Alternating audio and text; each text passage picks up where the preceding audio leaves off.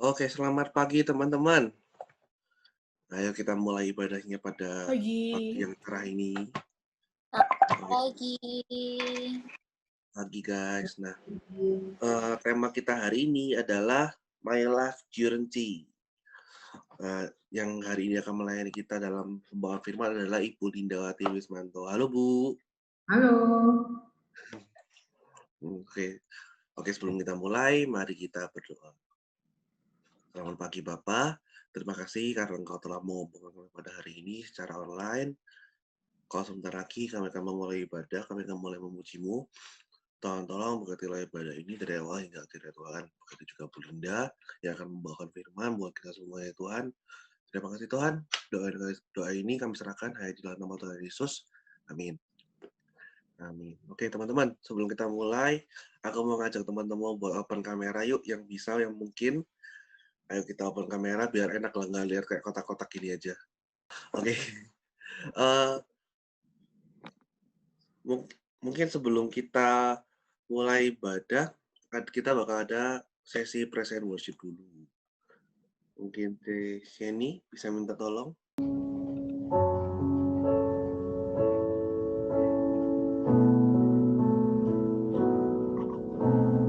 Hatiku tenang berada dekatmu, Kaulah jawaban hidupku. Hatiku tenang berada dekatmu, Kau yang pelihara hidupku. Pertolonganmu begitu ajaib, Kau telah memikat hatiku.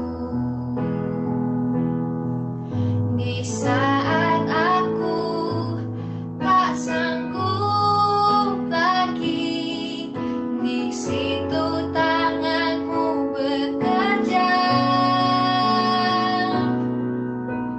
Pertolonganmu begitu ajaib, Kau telah memikat hatiku. Kini mataku tertuju padamu, ku rasakan kasih-Mu, Tuhan.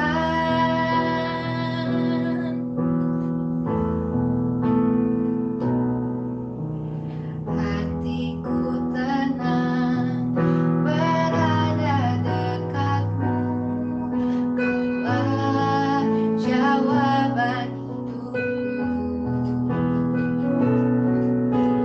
Hatiku tenang berada dekatmu, Kau yang pelihara hidupku. Pertolonganmu begitu ajaib, Kau telah memikat hatiku. Di saat aku tak sanggup lagi, di situ tanganmu bekerja.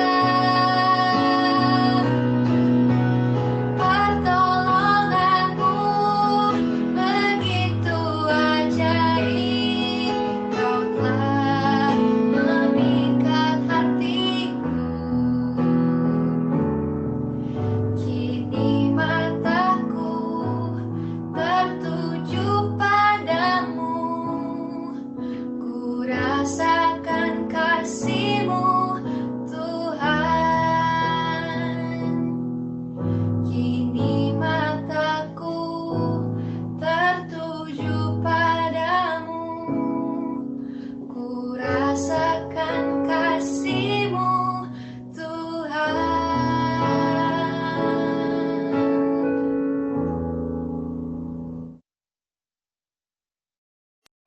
Ya, itu ada bersama pujian dari Widya dan kakaknya. Oke. Rin, sekarang kita mau ngapain nih, Rin? Ya, kita mungkin langsung ibadah aja ya. Bisa dipimpin Oke. oleh Bu Linda. Masih mute, Bu. Masih di mute, Bu. Ya, mari kita bersama-sama berdoa. Tuhan, bimbinglah kami untuk mengerti apa yang berharga dalam hidup kami. Kami mohon Tuhan, terangilah kami dengan firman-Mu. Dalam nama Tuhan Yesus. Amin. Ya, selamat pagi semuanya. Pagi, Bu. Di Surabaya maupun di tempat-tempat lain. Yang paling jauh ada di mana ya? Widya dapat. Widya di Sulawesi ya?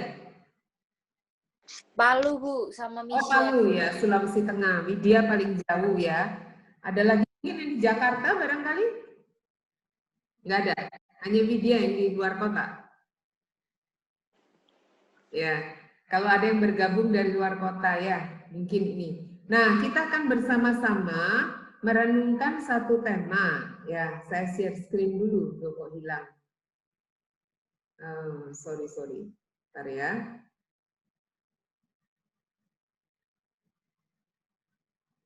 Tadi sudah. Kita akan membuka Yeremia pasal 29. Saya ajak kita membuka ayat 1 hingga ayat 11. 1 hingga, ya betul, Yeremia 29 ayat 1 sampai ayat 11. Bisakah minta secara bergiliran siapa? Irene dan Brian untuk dapat membacanya. Tadi minta maaf, Bu. Yeremia berapa ya, Bu? Yeremia pasal 29 ayat 1 sampai ayat 11. Ini kelihatan ya? Sudah ya? Kelihatan, Bu. Oke, bentar. Slideshow from me. Oke. Aku yang ngajarin. Nah, nomor 1 buat saya. Oke. Yeremia 29 ayat 1. Beginilah bunyi surat yang dikirim oleh Nabi Yeremia dari Yerusalem kepada tua-tua di antara orang buangan, kepada imam-imam, kepada nabi-nabi, dan kepada seluruh rakyat yang telah diangkut ke dalam pembuangan oleh Nebukadnezar dari Yerusalem ke Babel. Itu terjadi sesudah Raja Yekonya beserta Ibu Suri, pegawai-pegawai istana, pemuka-pemuka Yehuda dan Yerusalem. Tukang dan pandai besi telah keluar dari Yerusalem.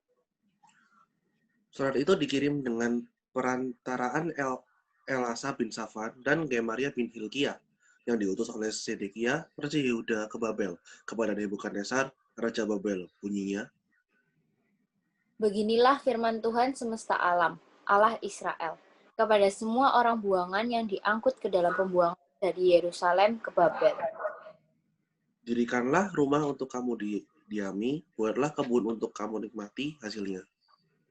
Ambillah istri untuk memperanak anak laki-laki dan perempuan, ambilkanlah istri bagi anakmu laki-laki dan carikanlah suami bagi anakmu perempuan, supaya mereka melahirkan anak laki-laki dan perempuan, agar di sana kamu bertambah banyak dan jangan berkurang. Usahakanlah kesejahteraan kota kemana kamu aku buang, dan berdoalah untuk kota itu kepada Tuhan, sebab kesejahteraannya adalah kesejahteraannya. Sungguh, beginilah firman Tuhan semesta alam, Allah Israel. Janganlah kamu diperdayakan oleh nabi-nabimu yang ada di tengah-tengahmu dan oleh juru-juru tenungmu. Dan janganlah kamu dengarkan mimpi-mimpi yang mereka mimpikan. Sebab mereka bernubuat palsu kepadamu demi namaku. Aku tidak mengutus mereka, demikianlah firman Tuhan. Sebab begini firman Tuhan, apabila telah genap 70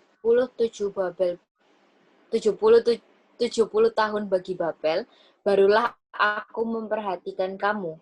Aku akan menepati janjiku itu kepadamu dengan mengembalikan kamu ke tempat ini. Ayat 11, sebab aku ini mengetahui rancangan-rancangan apa yang ada padaku mengenai kamu. Demikianlah firman Tuhan, yaitu rancangan damai sejahtera dan bukan rancangan kecelakaan, untuk memberikan kepadamu hari depan yang penuh harapan. Ya, oke. tema ini life guarantee ya, jaminan hidup. Apakah jaminan hidup yang kita pikirkan kalau bicara garansi ya, jaminan gitu ya, apa yang teman-teman pikirkan? Asuransi, Bu. Asuransi, Bu. Asuransi, Iya. oke. Asuransi ya, insurance, jaminan hidup, oke, asuransi. Ada yang anaknya masih balita, sudah mengasuransikan nanti sampai kuliah, biaya pendidikan, ya. Jadi asuransi pendidikan karena sadar pendidikan semakin lama semakin mahal, gitu ya. Anak TK sekarang itu sekolahnya udah mahal ya. Itu saya Bu Linda cukup kaget ya ketika tahu nilai anak TK kayaknya berapa tahun yang lalu anak kuliah segitu deh. Untuk uang pangkal, uang gedung gitu. Ya, serem. Apalagi yang kita pikirkan? Teman-teman pikirkan tentang life guarantee. Asuransi. Kalau jangka pendek fisik, seat belt di pesawat atau Iya juga. apa Iya. ya? Oke, boleh nggak cerita nih, Airin dan Brian, bolehkah memandu? Ada nggak impian masa depan, teman-teman? Boleh cerita? Ya, pasti Apakah impian masa depanmu? ini dari aku, Kak. Boleh, Airin dulu. Apa impian masa depanmu, Rin? Impian masa depan sih mungkin lebih ke ya bisa berhasil di bidang yang dimau gitu sih, Bu. Berhasil di bidang yang dimau ya. Sekarang Airin kan kuliah psikologi ya. Ya. Kalau Brian? Kalau aku pengen punya kafe yang bisa di franchise sendiri. Maksudnya kayak aku yang punya kafe yang orang tuh pengen franchise gitu. Orang kepengen franchise ya. Ya, kayak Starbucks gitu ya. Excelso di mana-mana itu ada yang pemegang mereknya yang untung ya. Iya, Bu. Kalau begitu, Bu. Oke, ya. Ada lagi mungkin mau tanya teman-teman? Yang lain? Aku tutup aja deh. Buat bentar. Jenny. Nggak usah malu, nggak usah malu. Ntar impianku kayaknya diketawain deh. It's okay. Sah-sah saja ya punya impian ya. Nggak usah merasa terlalu tinggi. Kayak mimpi kali gitu ya. Enggak, it's okay. Punya mimpi itu berikan kepada kita semangat kok. Jenny, gimana Chen? Chen, idol K-pop kita ini. Wah. Yang lain? Oh ya Chen, apa Chen? Ya, apa ya, impian masa depanku jadi idol K-pop mungkin. Oh, oke. Apa? Jadi idol K-pop, Tante. Oh, oke. Yang lain? Cowok, coba siapa ya? Jefes. Oh iya, Koco, coba. Apa impian masa depan? Halo, Koco. Impian masa depan.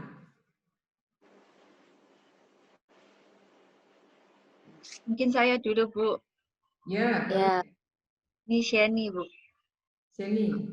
Impian masa depan saya punya kayak penangkaran untuk hewan-hewan yang kayak dibuang atau yang cacat gitu. Oh. Apa nggak umum ya? Unik ya? Khusus penangkaran hewan-hewan cacat. Kenapa begitu? Karena kayak saya sering lihat kayak di jalan gitu, kalau hewan yang cacat itu kayak sulit gitu Bu untuk bertahan hidup. Iya. Dibuang ya mereka ya? Iya. Oke, ya. Bu. Menarik ya, menarik. Nah, untuk mencapai impian masa depan itu berarti kan butuh effort ya, butuh usaha ya. Kalau Brian berarti butuh modal duit saja nggak cukup Brian. Berarti Iya. ya pengetahuan di soal itu gitu ya. Irene juga berarti kan juga siapa Siani gitu ya. Jadi setiap kita kan untuk mencapai itu modal itu bisa finansial, sekolah itu kan butuh duit gitu ya, atau apapun. Nah, it's okay, whatever ya. Tapi bagaimana jika impian tersebut harus diinterupsi oleh sesuatu di luar kuasamu? Sesuatu tuh bisa macam-macam. Tiba-tiba tidak minta sih, orang tua bangkrut. Atau tiba-tiba aku sakit. Nah, saat ini yang paling nyata ya, tiba-tiba pandemi terjadi. Sehingga sebagian orang tua kita pendapatannya sangat terpengaruh. Kita tahu teman-teman yang ide Sili Asuh, program Sili Asuh kan juga dari KPR. Karena ada beberapa kawan yang terancam tidak bisa kuliah. Oleh karena orang tua kehilangan sumber pendapatan hidup sehingga tidak bisa membayar uang kuliah. Nah, kebayang nggak nih? Apa saja bisa terjadi ya? Harus diinterupsi oleh sesuatu di luar kuasamu. Jadi nggak bisa, nggak boleh pandemi. Ya, gimana nggak pandemi? Kalau males masih bisa diatur ya, harus rajin. Kalau aku IPK aku di bawah 3, soalnya aku malas belajar, nah, itu harus dipecut. Tapi kalau yang memang di luar kuasa kita, seperti pandemi ini, kemudian pekerjaan orang tua yang terpengaruh, itu kan di luar kuasa kita. Bagaimana jika itu terjadi? Mungkin bisa sharing? Kepikir nggak? Atau malah sudah merasakan?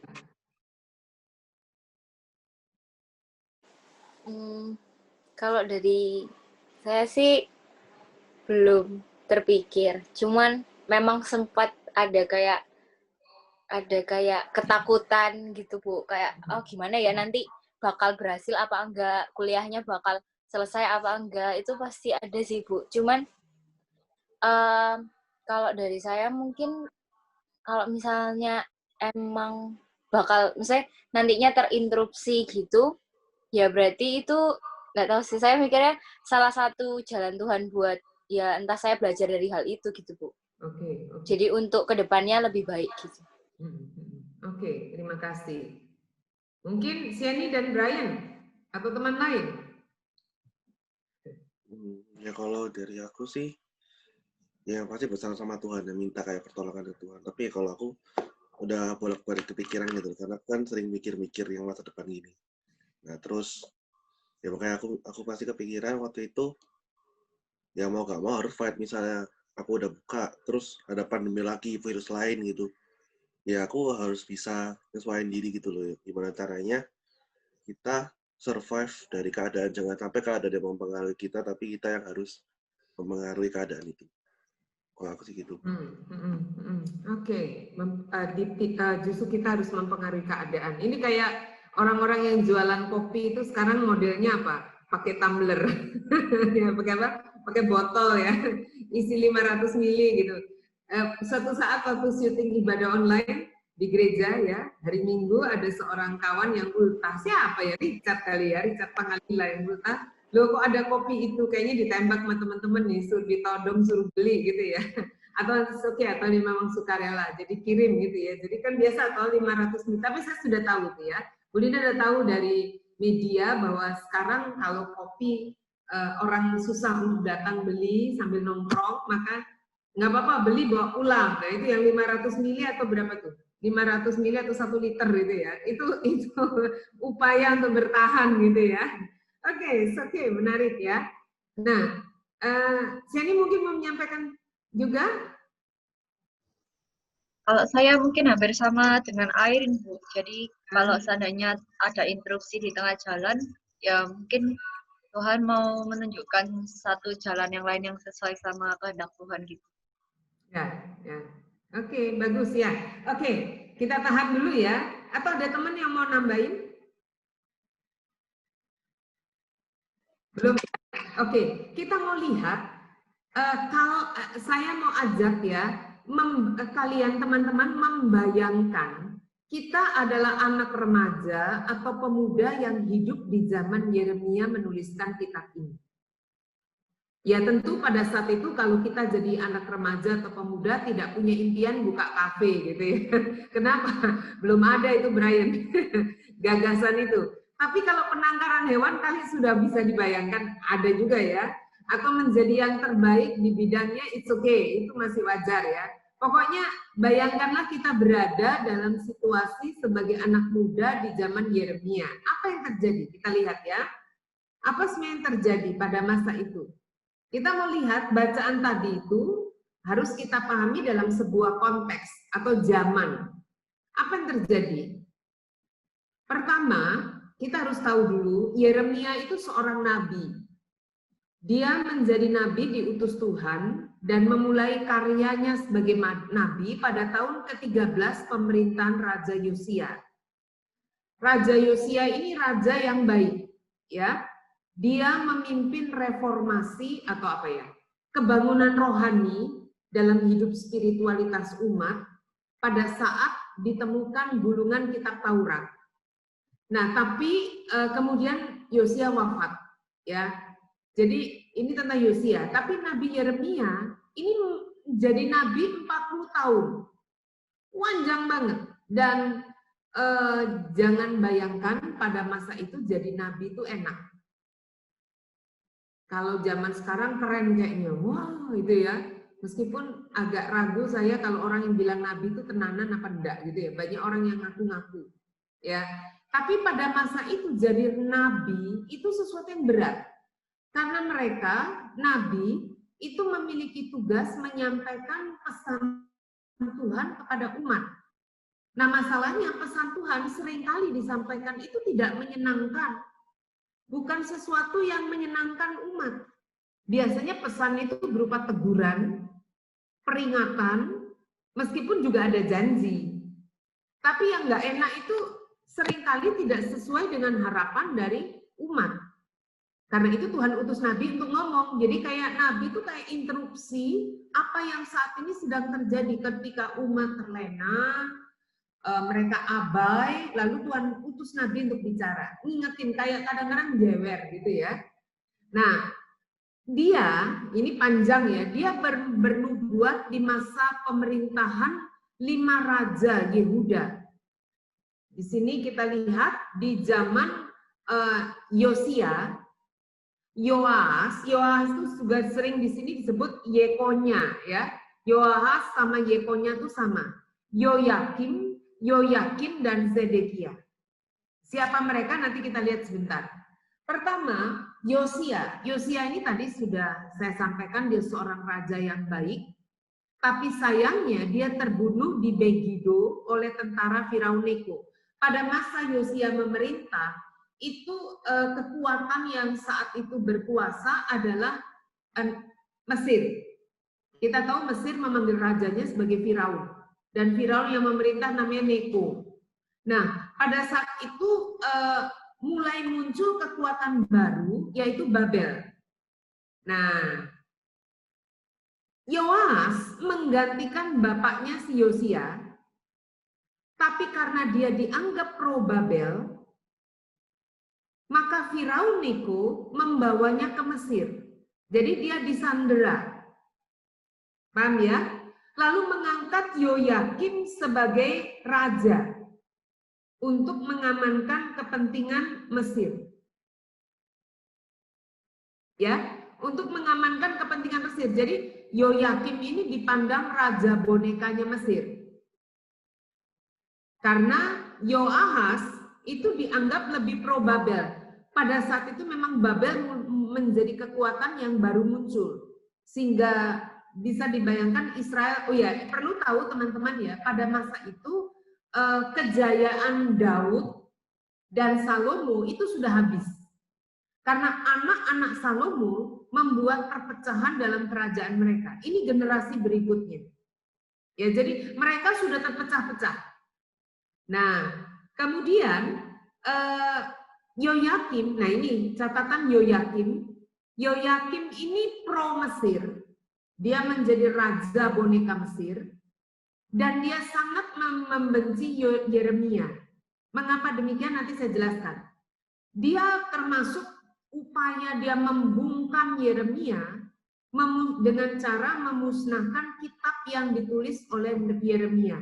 Padahal Yeremia menuliskan kitab atau suratnya itu pesan Tuhan. Mengapa? Karena Yoyakim yang pro Mesir menganggap Yeremia itu pro Babel. Paham ya? Karena pada masa itu Yeremia sebenarnya melarang umat Israel untuk meminta perlindungan ke Mesir. Sebenarnya Yeremia itu melarang bukan hanya umat mengandalkan Mesir, tapi juga mengandalkan Babel. Yang penting mengandalkan siapa? Tuhan. Tapi rupanya Yoyakim salah paham. Karena Yeremia melarang umat untuk meminta pertolongan ke Mesir untuk melawan Babel. Yeremia kira-kira bilang gini, percuma lah. Wes lah kamu nuruto sama Babel. Ya, sebenarnya ketika Yeremia bilang nuruto sama Babel, bukan Babelnya yang penting, karena memang ini kehendak Allah. Pokoknya kamu harus mengandalkan Tuhan. Paham ya? Nah, akhirnya Yoyakim menganggap Yeremia itu tidak nasionalis. Wajar ya, karena dianggap pro pemerintah, pada Yoyakim sendiri juga pro Mesir gitu ya. Susahnya gitu. Ini Raja Yoyakim. Kemudian yang berkuasa pada masa itu kemudian adalah Nebukadnezar. Nama ini sangat terkenal ya. Nebukadnezar, penguasa Babel, mengalahkan Mesir, menaklukkan Palestina. Jadi Mesir itu menjadi kalau Mesir sudah dikalahkan, maka Palestina sebagai jajahan Mesir akan ditaklukkan. Nah, Yoyakim akhirnya memberontak terhadap Babel. Dia tidak terima dan akhirnya dia wafat di tengah-tengah serbuan Babel. Di masa inilah Daniel dibawa ke Babel sebagai tawanan pada tawanan pemerintah Babel. Ini ingat ya, Daniel ya. Pada periode ini Daniel dibawa sebagai tawanan ke Babel. Yoyakim itu wafat, digantikan oleh Yoyakim. Tapi rupanya Yoyakim juga akhirnya memberontak terhadap Babel, akhirnya dia dibawa sebagai tawanan ke Babel bersama pemuka-pemuka Yahudi dan banyak tenaga terampil. Yoyakim itu dipenjara kurang lebih 37 tahun. Nah, Nebukadnezar kemudian mengangkat Zedekia, paman Yoyakim, menjadi raja. Tapi ia juga memberontak kepada Babel. Sehingga pada tahun ke-11 pemerintahan Yoyakim, pemerintahan Zedekia, salah ya, kota Yerusalem disalah ketik. Pemerintahan Zedekia, kota Yerusalem direbut dan dihancurkan. Zedekia dibuat buta dan dia dibawa ke Babel bersama dengan orang-orang sebangsanya. Tapi Zedekia ini cukup kooperatif dengan Yeremia. Ya, cukup kooperatif dengan Yeremia. Di tengah konteks inilah, di sini dikatakan apa? Di tengah masa pemerintahan Zedekia inilah, maka si Yeremia menuliskan surat yang tadi kita baca dan mengirimkannya kepada umat Israel yang ada di pembuangan sebagai tawanan. Kita perlu tahu, waktu Yeremia dipanggil menjadi nabi, sebenarnya ia masih muda. Jadi perkiraan usianya mungkin sama seperti kita. Perkiraan usianya 20 atau 30 tahun. Jadi sebenarnya sangat muda. Lalu susahnya pada masa itu Yeremia harus berhadapan dengan nabi-nabi palsu. Mereka memberitakan berita pengharapan atas nama Tuhan, tapi sebenarnya Tuhan tidak pernah mengutus mereka. Jadi nabi-nabi palsu ini menubuatkan bahwa pembuangan hanya terjadi 2 tahun. Mereka akan segera kembali. Jadi kita mengerti perasaan mereka ya, umat Israel di pembuangan atau bahkan sejak mereka dibawa, ditaklukkan lalu dibawa, mereka sangat hancur hati karena mereka sangat mencintai tanah airnya. Jadi berada di pembuangan di tengah bangsa yang tidak mengenal Allah, buat mereka tuh hukuman yang sangat berat. Wajar kalau mereka ingin kembali. Nah, sayangnya atau nggak enaknya, Yeremia mengatakan, iya, tapi tidak sekarang. Paling tidak 70 tahun lagi. Akhirnya Yeremia dimusuhi, tidak disukai. Kenapa? Karena berita yang disampaikan Yeremia tidak sesuai dengan harapan mereka. Padahal itu dari Tuhan. Nah, sebagai bentuk apa yang pesan yang Tuhan sampaikan melalui Yeremia, maka ayat ini ditulis, surat ini ditulis, dikatakan apa tadi? Dirikanlah rumah. Kita baca lagi Yeremia pasal 29 ayat 5 sampai ayat 7. Bolehkah minta Brian membaca? Yeremia sekali lagi, Yeremia pasal 29 ayat 5, kita ulang. Oke, dirikanlah rumah untuk kamu diami, buatlah kebun untuk kamu menikmati hasilnya. Kalau orang mendirikan rumah, berarti tinggalnya lama atau cepat, Brian? Lama, Bu. Kalau cepat cukup pakai tenda, kalau zaman itu ya. Kalau cepat sekarang di hotel gitu toh. Kalau dirikan rumah berarti lama toh. Oke, lanjut. Iya. Ambillah istri untuk memperanakan Buatlah kebun. buatlah kebun untuk kamu nikmati hasilnya. No. Untuk menanam itu minimal 3 atau 6 bulan loh. Dan kalau kita cuma tinggal sebentar, kita tidak akan melakukan itu. Baik, ayat 6. Ambillah istri untuk memperanakan anak laki-laki dan perempuan. Ambillah istri bagi anakmu laki-laki dan carikanlah suami bagi anakmu perempuan, supaya mereka melahirkan anak laki-laki dan perempuan, agar di sana kamu bertambah banyak dan jangan berkurang. Ya, stop sini dulu. Jadi kita bisa mengerti dari sini gambaran orang yang dibawa ke Babel. Kalau dikatakan ambillah istri untuk memperanakan anak laki-laki, berarti umur mereka berapa yang disuruh ngambil istri itu? Kalau zaman sekarang, kemungkinan 30 ya. Orang 30 pantas kan untuk menikah kan? Tanya sama Ko Albert gitu ya. Orang yang 30 itu kan pantas gitu ya. Tapi kalau orang 20 mungkin agak terasa aneh gitu ya. Jadi asumsi kita, orang-orang ini adalah orang yang berusia dewasa muda. Ya, ambillah istri untuk memperanakan anak laki-laki dan perempuan. Masih ada lagi, ambilkanlah istri bagi anakmu laki-laki dan carikanlah suami bagi anak-anakmu perempuan. Ini kepada siapa kira-kira surat ini ditulis? Kalau disuruh ambilkanlah istri bagi anakmu laki-laki. Berarti usia berapa itu, Brian? Mungkin 50-60 mungkin, Bu. Ya, seusia papa kali ya. Lebih tua dikit kali ya. Kalau Brian anak sulung bukan? Bukan. Iya, Bu, anak sulung. Anak sulung. Berarti kalau Brian disuruh kawin gitu kayaknya papa masih terlalu muda deh ya. Brian masih terlalu muda deh ya. Mungkin seumur papanya Airin gitu ya. Mamanya Airin karena Koko udah menikah ya. Jadi kira-kira ini ucapan ini diberikan kepada orang yang seusia 50-60 gitu toh. Jadi kita bisa melihat mereka kira-kira komposisi orang-orang yang diangkut ke Babel. Ada yang masih sangat dewasa muda, pemuda masih kuat, ada yang adult, dewasa. Dewasa itu yang punya anak pemuda. Kira-kira demikian. Nah, bayangkan orang-orang muda itu pasti punya impian. Orang dewasa juga punya impian atau minimal sudah menikmati apa yang dimimpikan. Jadi kalau tanya pada orang tua kita, mestinya kan mereka sudah menjalani satu periode hidup dan ingin menikmati apa yang dimimpikan.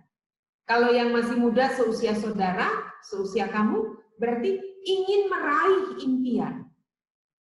Paham ya? Jadi di sini kita bisa bayangkan saya bagian dari mereka. Orang yang ingin meraih impian. Atau orang yang ingin sudah menikmati impian. Yang kayak gitu nggak ada, kecuali Bu Linda ya di Zoom ini ya. Yang sudah usia 50-an gitu ya. Jadi bisa dibayangkan. Lalu impian itu diinterupsi. Justru disuruh menikah di negeri asing. Disuruh mendirikan rumah. Kira-kira kalau pesan ini disampaikan, mungkin antar mereka apa yang terjadi? Kalau mereka ngobrol di antara mereka. Kalau baca surat ini ya, ini kan surat yang disampaikan Yeremia. Yeremia sendiri masih di Yerusalem. Jadi surat ini disampaikan diantar ke pembuangan, mereka berharap cepat kembali, lalu tiba-tiba ada surat, mereka baca, kira-kira kalau kamu baca surat ini apa yang kamu bayangkan? Atau berbicara dengan saudara atau teman bilang apa? Ya sakit hati mungkin Bu, bingung. Sakit hati kenapa, Brian? Ya udah ada yang bilang, misalnya kalau pandemi gitu Bu, ada yang bilang, oh tahun depan ada vaksin, oh ternyata tuh ada berita lain yang ngomong 20 tahun lagi baru ada vaksin gitu Bu. Jadi kan ya kayak PHP gitu Bu. Ya. Kalau konteks sekarang ya, betul. Sakit hati gitu ya. Kabarnya vaksin kapan tuh adanya? Kabarnya awal tahun kok nggak ada perkembangan lagi. Ya, jadi sakit hati betul. Nggak salah ini. Jadi bisa dibayangkan ya, nggak salah ini. Tapi sangat jelas dikatakan, usahakanlah ayat 7, kesejahteraan kota kemana kamu aku buang. Kira-kira nggak salah ini. Ini kan kota negeri asing, bangsa, kalau pakai bahasa umum sekarang kafir gitu ya. Berdoalah untuk kota itu, nggak salah. Tapi yang nggak bisa dihindari adalah sebab kesejahteraannya adalah kesejahteraanmu. Ini memang nggak bisa dipungkiri. Kalau kota ini banyak kejahatan, orang kesenjangan ekonomi sangat besar, ketimpangan sangat besar, lalu terjadi kejahatan, saya pun tidak ikut aman hidup di kota ini. Kira-kira gitu kan ya? Jadi wajar kesejahteraan kota ini kesejahteraan aku. Kalau konteks Indonesia begini, kalau bagi orang miskin, Brian mau buka kafe segede apa nggak ada yang beli nih Brian. Paham ya? Jadi kan pemerintah ini saat ini berusaha untuk menumbuhkan kehidupan ekonomi. Kalau kenapa pemerintah tidak melakukan lockdown seperti di China? China bisa lockdown kenapa? Karena pemerintahnya duitnya banyak, negaranya kaya. Setiap hari penduduknya dikasih makan, duitnya masih ada. Ekonomi lumpuh sementara nggak apa-apa. Mereka masih punya cadangan yang cukup. Tapi kita, nggak bisa gitu ya. Kalau ekonomi lumpuh, banyak orang miskin, mau usaha apa saja juga susah. Jadi betul, kesejahteraannya adalah kesejahteraan. Ini bicara soal jasmani ya, finansial ya. Nah, yang mau kita renungkan hari ini adalah pertanyaan. Satu kalimat yang penting. Sebenarnya teks kita di sini. Yang utama adalah ini. Boleh nggak Airin cerita sama Sieni tadi yang mengatakan kalau aku mengalami interupsi dalam hidupku, coba untuk percaya bahwa Tuhan pasti punya maksud untuk melalui itu. Kira-kira bagaimana Airin dan Sieni tadi yang mention itu, yang menyebut itu, bisa sampai di titik itu?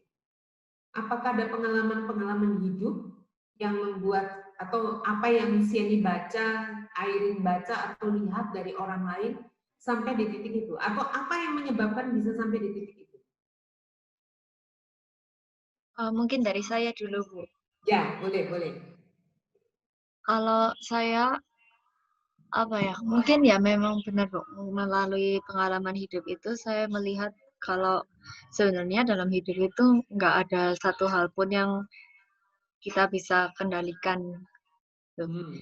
Jadi sebenarnya memang seluruhnya apapun yang mau terjadi di hidup kita itu sepenuhnya itu Tuhan yang atur, kayak Tuhan yang rancangkan gitu, Bu. Jadi seandainya kayak ada dibelokkan dari ekspektasi atau keinginan kita awal, saya percaya kalau itu sebenarnya sudah Tuhan rencanakan gitu, Bu. Jadi ada satu kesadaran di dalam diri Sieni bahwa tidak semua hal dalam hidup bisa ada dalam kendali aku. Itu poin Ya. pertama ya. Yang kedua, mesti demikian, ada Tuhan yang pegang hidupku, kira-kira ya, yang tahu rencana yang baik gitu ya. Kira-kira Ya, gitu. Bu. Oke. Oke, terima kasih. Airin mungkin? Airin izin, Bu. Iya, Oh, boleh. oke. Brian atau teman lain? Mungkin kita Brian tunjuk aja, mungkin. Bu. Oh Mungkin ya, kita boleh. mungkin dari Edwin. boleh, Edwin. Boleh. Win. Ya, kalau menurut aku sih, ya itu ya, kalau dalam hidup ini ya, satu-satunya yang konstan tuh ya perubahan itu. Jadi ya makanya ya enggak pernah tahu hari depan tuh kayak apa ya. Makanya harus minta tuntunan sama Tuhan supaya tahu ke depannya kita harus berbuat seperti apa. Jadi Edwin mau mengatakan bahwa ya memang kita harus siap untuk perubahan gitu ya, harus lentur ya, siap terhadap perubahan ya. Oke, ya. Baik, ada lagi? Oke, Bu, mungkin aku tunjuk lagi ya, Bu. Mungkin ada yang mau ngomong? Nggak ada ya? Oke, aku tunjuk aja deh. Jasmine Wongso. Atau bener gak ini Wongso? Oh, bener, oke. Ya benar, Jasmine. Jasmine boleh sharing, Jasmine. Pertanyaannya apa tadi? Jadi pertanyaannya apa ya? Mungkin Brian bisa bantu. Aduh.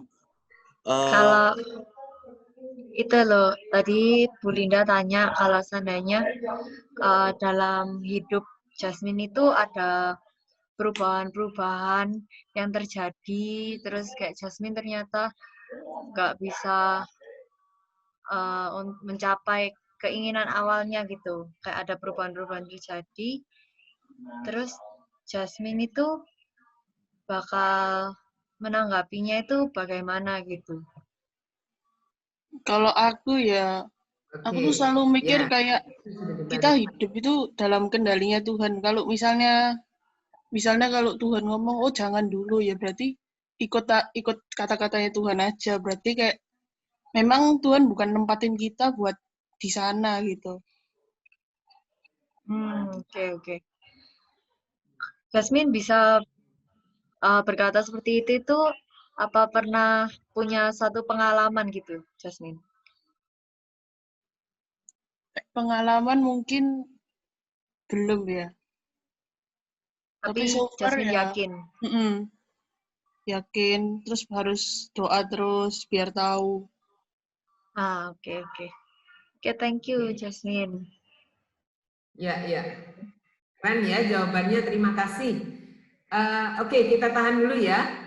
Di sini Yeremia memberikan satu ayat satu tulisan yang sangat berharga. Ayat 10 dikatakan, sebab beginilah firman Tuhan, apabila telah genap 70 tahun bagi Babel, barulah akan aku memperhatikan kamu, aku akan menepati janjiku itu kepadamu dengan mengembalikan kamu ke tempat ini. Nah, di sini lalu Yeremia 29 ayat 11.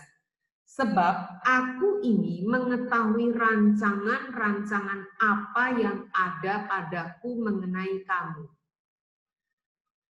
Jadi Allah sepenuhnya yang Maha tahu. Demikian firman Tuhan, yaitu rancangan apa?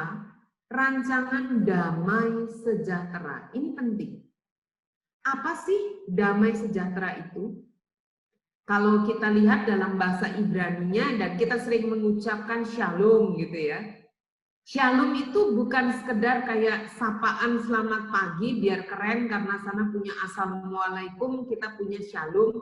Bukan itu. Shalom itu kalau diterjemahkan, kata itu sangat dalam. Artinya completeness. Satu kepenuhan. Satu apa ya? Kondisi damai. Jadi shalom itu memang sederhananya jadi shalom itu baik-baik saja gitu ya. Tapi bukan sekedar baik-baik saja demi sopan santun gitu ya. Apa kabar? Baik-baik saja. Bukan itu, tapi satu kepenuhan hidup. Ini sangat-sangat bagus ya. Satu kepenuhan hidup yang memberikan kesukaan, yang memberikan damai. Itu shalom. Jadi sebenarnya Tuhan menegaskan bahwa apa yang Tuhan rancangkan itu utuh. Kebayang nggak? Seringkali kan kalau kita mempunyai rancangan, kadang-kadang ada bolongnya. Misalnya nih, aku punya duit, aku beli mobil mahal, bisa. Tapi lupa diperhitungkan bahwa mobil mahal itu perawatannya juga mahal. Minumnya nggak cukup dengan premium Pertalite, tapi minimal Pertamax. Kalau sudah mau masuk ke bengkel, gila-gilaan nih.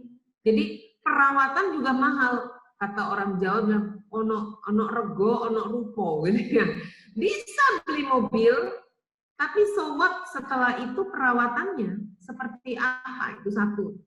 Dan yang lain-lain. Nah, ini yang disebut manusia seringkali tidak utuh dalam rancangan.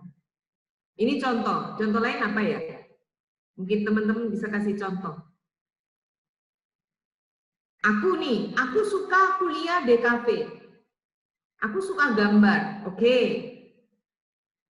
Tapi setelah itu ditanyakan, pekerjaannya masih ada nggak peluang untuk itu? Kalau semua orang ambil jurusan itu. Nggak tahu, pokoknya aku suka kayak begini. Nah, ini yang saya sebut bahwa seringkali rancangan kita tidak utuh. Paham ya? Kita maunya hanya satu sisi. Entah karena aku suka, atau misalnya gini, aku punya duitnya segini nih, ya udah aku bukannya ini. Padahal di bisnis itu mungkin sudah terlalu banyak pemain, sehingga akhirnya kita tidak kompetitif, tidak punya daya jual, misalnya kayak gitu ya. Jadi manusia seringkali kalau memikirkan harus diakui, kita seringkali atau cukup, kalau nggak sering, kadang-kadang kedodoran. Ketika kita merencanakan ini, kita lupa bahwa di dalam rancangan ini masih ada titik lemahnya. Sehingga seringkali kita di situ bolong, akhirnya kita mengalami kesulitan di kemudian hari. Kebayang ya soal ini ya? Ya, mungkin ada teman-teman bisa kasih contoh supaya bisa lebih mudah. Kenapa rancangan kita seringkali harus dibilang tidak utuh? Atau bukan kenapa? Betulkah rancangan kita seringkali tidak utuh? Betul, Bu. Betul ya? Dalam hidup pribadimu atau hidup ini yang diamati dalam hidup sehari-hari. Iya, selalu aja ada aja gitu kayaknya. Mungkin ini, Bu. Mungkin contohnya yang teman-teman sekarang itu kan kayak ada beberapa itu, aduh udah jomblo lama gitu, terus pengen pacaran. Terus tapi sebenarnya pengen pacaran itu bukan karena memang siap dalam berbagai aspek, tapi semata-mata ya pingin kayak lihat orang lain udah punya pacar kayak gitu, Bu. Terus setelah pacaran nyesel. Karena apa-apa harus lapor. Iya, jadi kayak lebih mau tapi ya nggak mau repot gitu, Bu. Apa istilahnya, apalagi pacarnya misalnya marah karena kita mau ngomong, kita lagi akrab sama teman kita gitu, marah. Yeah. Maksudnya ini waktunya untuk dia aja. Nah, akhirnya ini yang sering kali ini kita memang semakin matang kita, semakin kayak anak kecil gitu ya, tingginya kan cuma berapa sih? Kalau melihat sesuatu kan cakrawalanya sempit ya. Semakin tinggi kita kan semakin melihat sesuatu lebih luas. Semakin dewasa pengalaman membuat kita semakin luas ya. Juga seringkali pertimbangan orang lain bisa menolong kita. Makanya kita kadang-kadang diskusi, minta pendapat, konsultasi gitu ya, konseling ya. Tapi tetap sebagai manusia ada batas kok. Ada batas kok. Bu Linda sering konseling orang, kadang-kadang mereka minta pendapat, ya bisa memberikan cakrawala. Kalau Anda milih begini, kira-kira udah dipikirkan nggak ini? Iya ya, saya nggak kepikir ya Bu.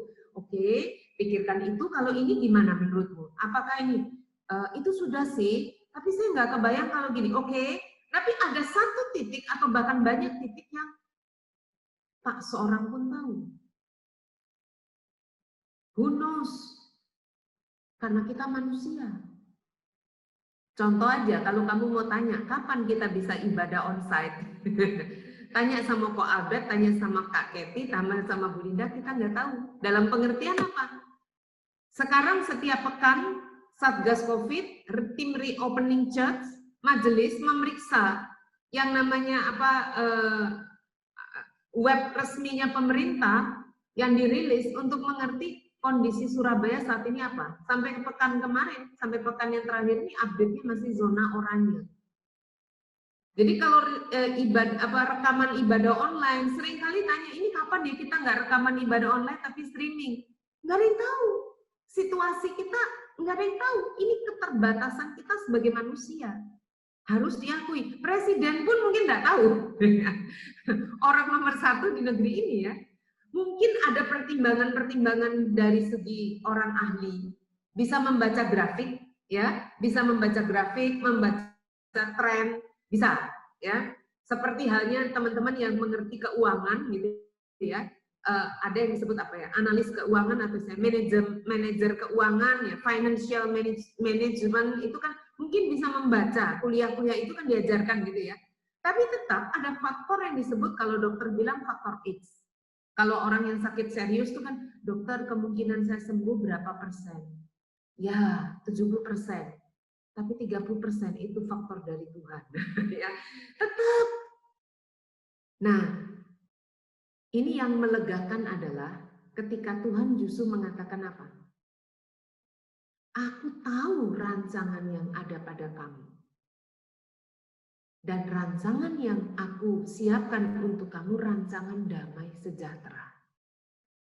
Saudara bisa kebayang nggak? Siapakah yang biasanya ikut merancang hidup kita? Manusia loh, menurut Anda.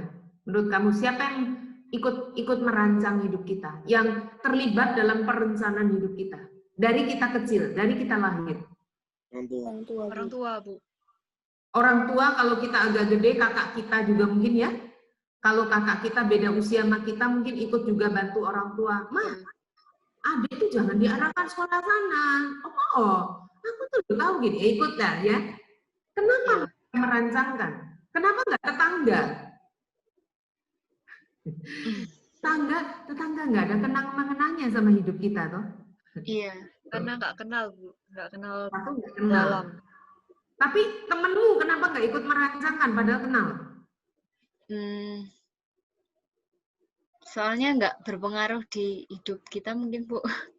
Kayak mau mereka ngapain, kita juga nggak bakal kenapa-kenapa gitu. Nggak terpengaruh sama mereka. Betul. Pacar ikut nggak mempengaruhi rancangan kita? Mungkin bisa jadi ada, kalau misalnya serius. kayak sudah yang gitu. Ada ya. Nah, ya mungkin orang-orang itu ikut mempengaruhi atau paling nggak terlibat dalam rancangan hidup kita. Kalau dalam satu kata ditemukan alasannya apa? Satu kata. Sayang, Bu. Sayang, betul.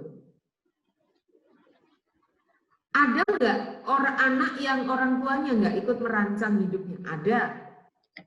Dia pernah konseling kayak begitu. Kenapa? Anak merasa saya kayak nggak punya papa. Saya mau ngapain aja terserah. Saya salah, saya benar, nggak pernah ditegur, nggak pernah dikuatkan. Saya mau milih jurusan apa, papa nggak peduli. Ada kayak gitu. Tapi tidak banyak, syukurlah. Makanya kalau orang tuamu masih cerewet, meskipun nggak selalu setuju, teman, mama nih kok kuno banget sih pikirannya. It's okay, ambil apa ya? ambil positifnya aja deh dulu ya, bahwa isinya nggak setuju, oke. Misalnya gitu, Ma, hari ini zamannya udah nggak kayak gitu. Misalnya oke, beda-beda konten. Tapi intinya tujuannya, bahwa mereka masih terlibat dalam rancangan hidup kita.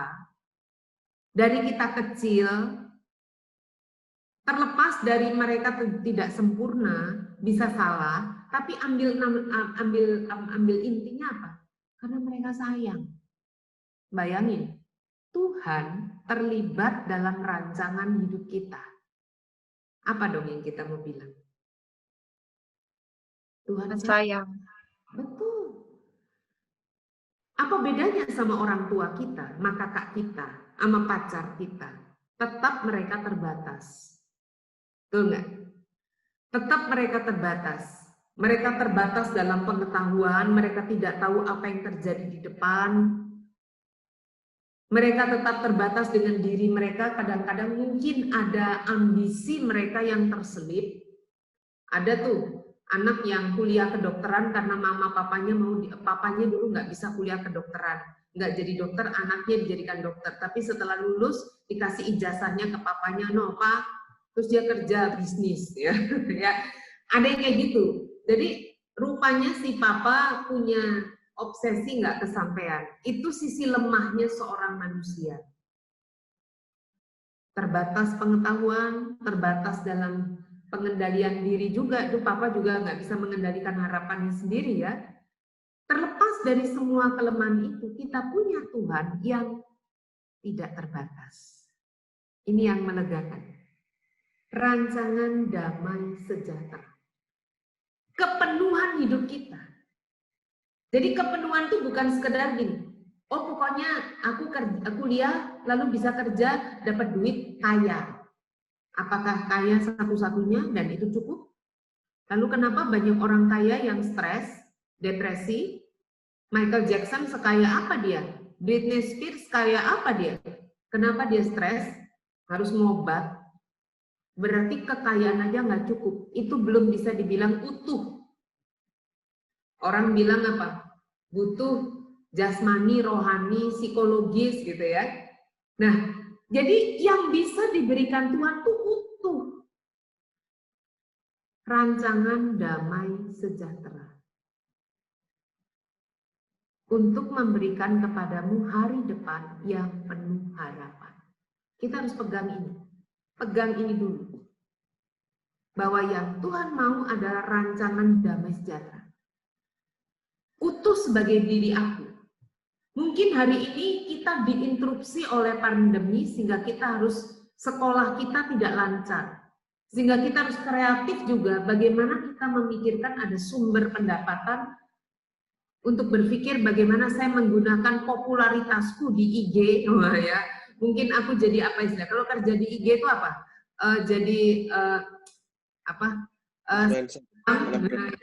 Mungkin apa ya, karena situasi sekarang aku bukan hanya for hobi, tapi bagaimana aku bisa jualan. Nah, itu bukankah menolong kita punya kemampuan juang yang untuk tidak mudah menyerah, menjadi orang yang tangguh dan kreatif.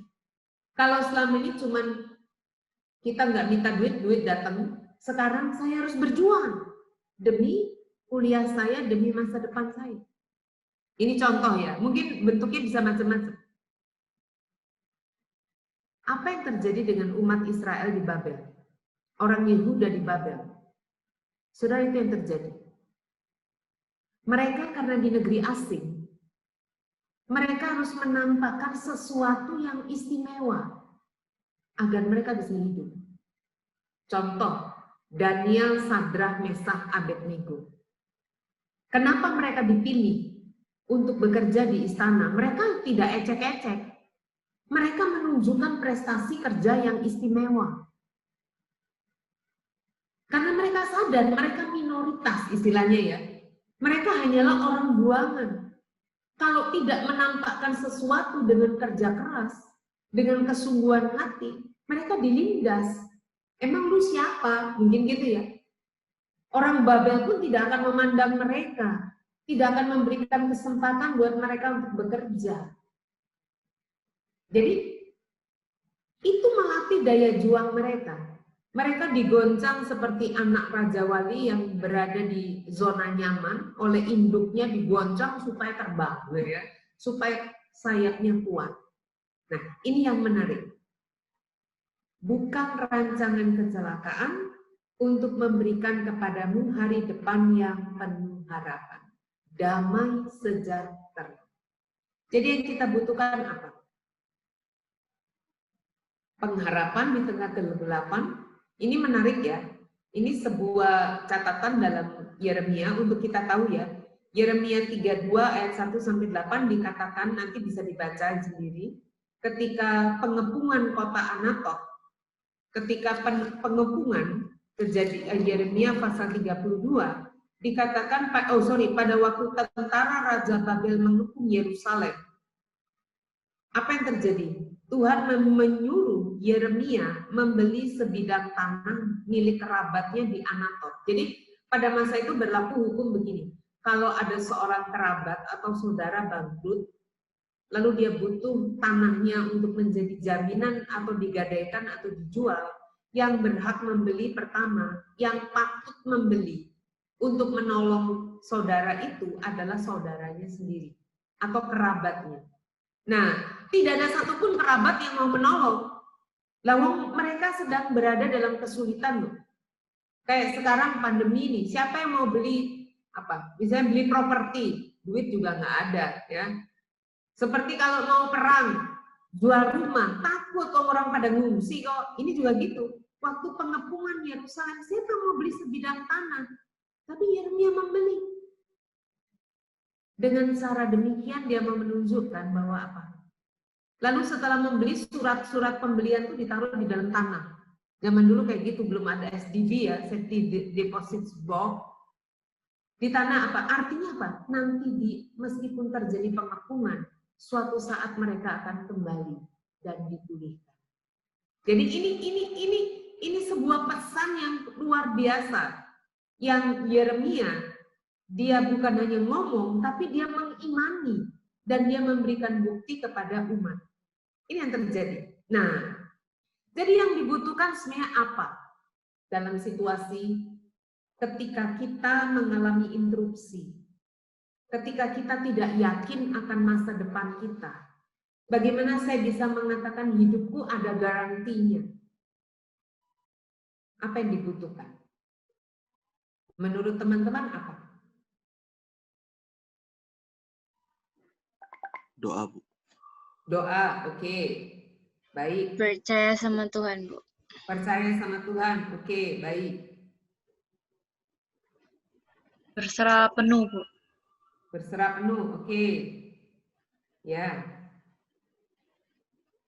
Nah, kenapa doa itu penting? Kadang-kadang orang berpikir doa itu gini, kalau kamu udah nggak bisa ngapa-ngapain, doa aja deh. Jadi doa itu jalan terakhir. Menurutmu setuju nggak? Enggak. Enggak, Bu. Kenapa nggak setuju? Kayak itu dasarnya gitu. Jadi dari awal ya memang harus berdoa. Dari awal? Iya. Bukan alternatif terakhir ketika aku nggak bisa ngapa-ngapain, udahlah doa aja gitu ya? Iya, bukan. Tapi mungkin kalau sudah terakhir itu doanya harus lebih giat. Injury time. Iya. Ada teman curhat, kita nggak punya jalan keluar, udah kamu doa aja, kayaknya doa itu. Nah, penting ya, betul-betul. Doa itu sebenarnya apa? Doa itu kan sebenarnya mengingatkan kita untuk terhubung dengan Tuhan. Setuju nggak? Ingat bahwa kita masih punya Tuhan. Soalnya kalau kita berdoa kan kita ingat ada Tuhan. Doa itu mestinya menjadi nafas kita. Setiap tarikan nafas kita, setiap hembusan nafas kita, ini latihan. Bisa kamu lakukan, sebutkan nama Tuhan Yesus.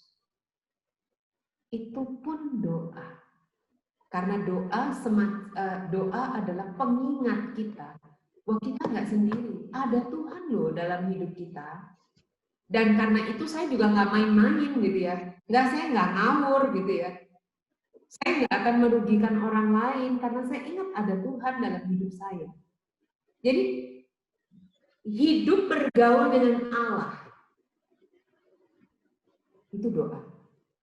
Doa adalah hidup bergaul dengan Allah. Setiap saat saya siap diinterupsi oleh Tuhan.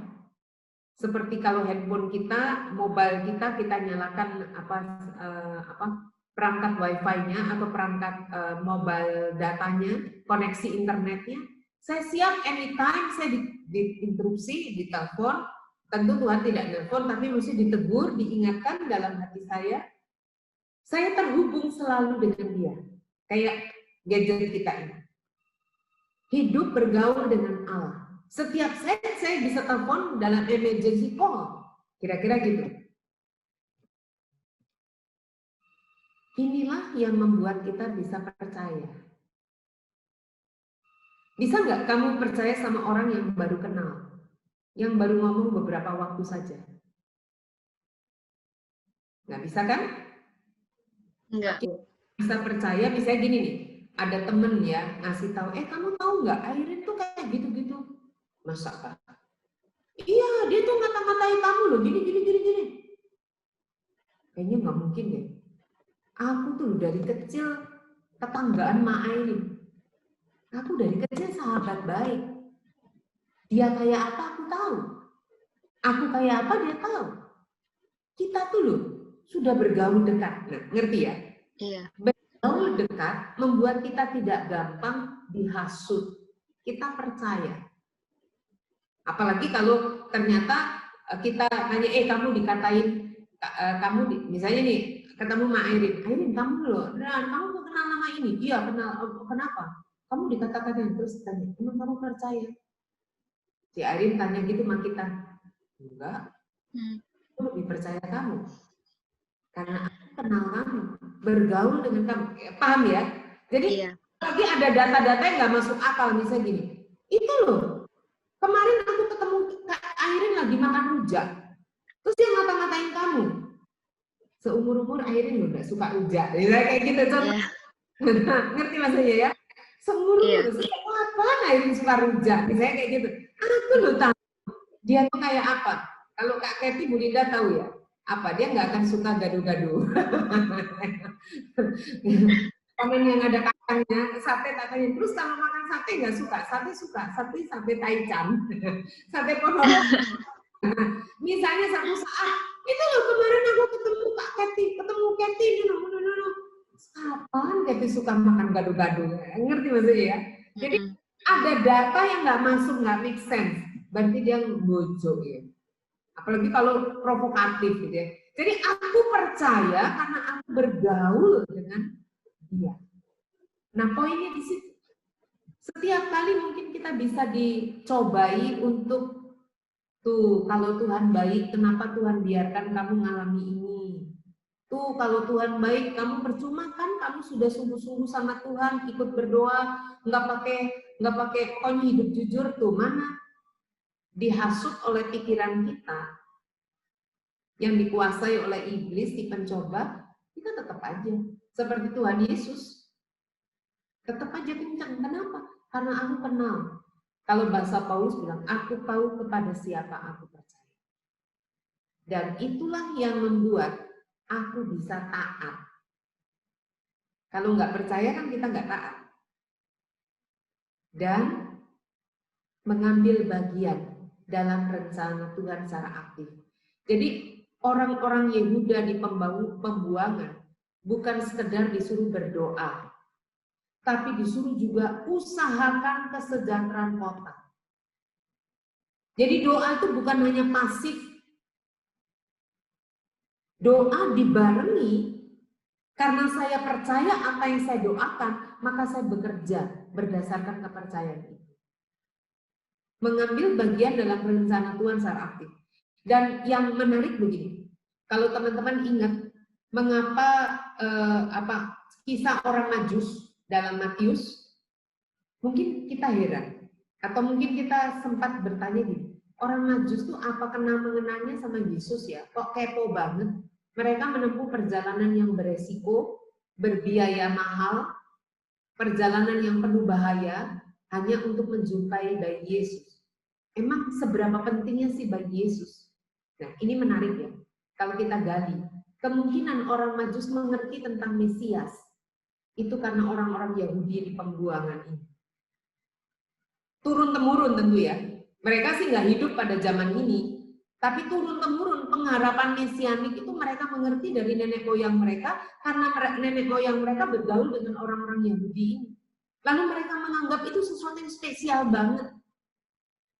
Jadi kita melihat iman orang-orang umat Allah kepada Allah Yahweh itu hidup justru di tengah pembuangan. Dan menarik kalau kita tahu, justru di pembuangan lah mereka punya ide tentang membangun rumah ibadat. Belajari kitab suci. Menulis kitab suci. Karena diduga kuat. Kitab Kejadian, Keluaran, Bilangan, Ulangan, 5 kitab Musa itu justru ditulis oleh para ahli kitab di pembuangan. Kenapa kok baru menulis di situ? Karena mereka semakin sadar. Dulunya mereka nggak punya kitab, karena tradisi oral, turun-temurun. Jadi dari perintah Tuhan melalui Musa diturunkan dari generasi ke generasi. Karena memang perintah Tuhan gini, katakanlah itu berulang-ulang pada anakmu, percakapkan waktu tidur, nah itu berulang-ulang. Mereka mungkin sadar gini, gila, kita saja masih hidup, nenek moyang kita masih bisa berdosa kok. Bagaimana ntar anak cucu kita ya? Bagaimana kalau kita tuliskan apa yang kita terima sebagai ajaran nenek moyang? Nah, itu masanya disebut 70 kitab karena dikatakan 5 kitab Musa itu salah satu sumbernya itu P. JEDP, P itu priest. Diduga para imam di pembuangan yang kembali membuka semua dan menuliskan itu semua. Terutama menuliskan apa yang mereka ingat selama ini mengandalkan memori. Orang Israel itu hebat ya dalam soal memori. Sekarang tidak hanya memori, ditulis. Dari mana? Dari pembuangan. Kenapa? Mereka bertobat, mereka sadar. Kalau nggak gitu mungkin nggak sadar-sadar gitu ya. Mereka membangun rumah ibadat karena dulu di Yerusalem mereka punya bait Allah. Sekarang mereka nggak punya, bait Allah hancur. Mereka membangun rumah ibadat, 10 keluarga Yahudi sudah bisa bikin rumah ibadat.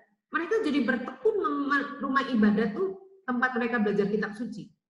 Jadi mereka bertekun, berdoa, membaca kitab suci, menyanyi, bermazmur gitu ya. Tidak ada persembahan korban di rumah ibadat, kecuali di Yerusalem di bait Allah. Jadi ini menarik ya. Justru karena mereka berada di tengah interupsi dalam hidup mereka, Tuhan menjaminkan hidup mereka menjadi lebih baik. Nah, sekarang tugas kita adalah coba mengingat-ingat. Adakah interupsi dalam hidupku yang aku nggak suka? Di luar kuasa aku. Dan sampai sejauh ini,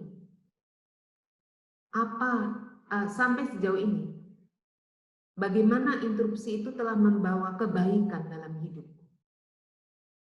Atau malah sebaliknya, semakin buruk, kalau semakin buruk mesti balik ya. Coba direnungkan. Silakan di-sharing, ya. Bu Linda udah selesai. Nah, adakah interupsi dalam hidup aku? Di mana aku nggak suka, tapi aku akhirnya tahu bahwa ini baik untuk aku. Ada nggak kayak gitu? Kalau terlalu private, terlalu rahasia, terlalu pribadi ya nggak usah, nggak apa-apa. Tapi kalau bisa dibagikan, baik. Untuk memberikan semangat. Yuk, ada yang mau sharing?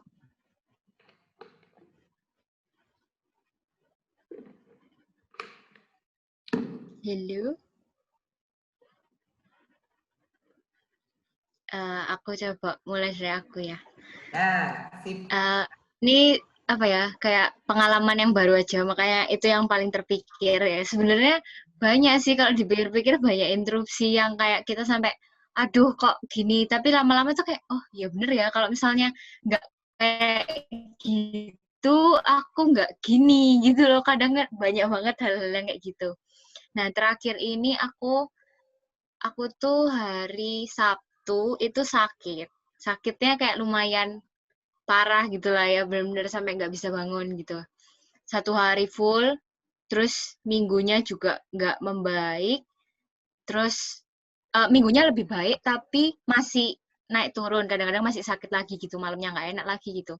Tapi hari Seninnya itu kayak udah disuruh gini gitu, maksudnya banyak kerjaan yang harus keluar rumah. Nah, itu tuh sempat aku kayak, kok kenapa sih aku habis sakit gitu? Aku habis sakit, harusnya tuh kalau misalnya aku nggak sakit, aku tuh bisa maksimal gitu di beberapa hari ke depan. Karena planningnya itu 3 hari aku harus keluar rumah terus, 4 harian aku harus keluar rumah terus, bantuin ada acara gitu kan. Nah, terus karena aku sempat marah karena aku kok kenapa harus sakit di saat-saat kayak gini. Tapi setelah aku jalan beberapa hari ini, tentunya pasti keluarga nggak bolehin keluar terlalu malam. Jadi harusnya itu sampai malam-malam banget, tapi aku jam 9 udah dijemput harus pulang, kayak gitu. Beberapa hari, dan ternyata kegiatannya ini harus molor sampai Jumat. Jadi dari Senin sampai Jumat, dan Jumat itu harusnya sampai jam 1 pagi. Sedangkan aku ada deadline di hari Sabtu dan di hari Minggu, deadline tugas. Dan itu aku bersyukur banget kenapa kok dengan aku sakit di hari Sabtu kemarinnya, itu keluarga pasti lebih concern ke aku kan, kayak kamu nggak boleh gini, nggak boleh gitu, pulangnya harus lebih cepat, kayak gini. Kalau misalnya aku nggak pulang lebih cepat, mungkin aku udah tambah hari ini atau kemarin aku mungkin lebih parah gitu. Jadi kayak aku juga bersyukur, oh mungkin ya Tuhan ngasih aku sakit kayak gitu supaya aku juga bisa inget sama diriku kalau tugasku tuh juga masih banyak, kegiatannya juga masih banyak. Jadi kayak lebih bisa mengatur gitu sih. Gitu, Bu. Oke, interupsi kecil gitu, tapi Iya. akhirnya disadari, diakui bahwa itu baik. Ya, Iya. terima kasih. Ada lagi mungkin teman lain?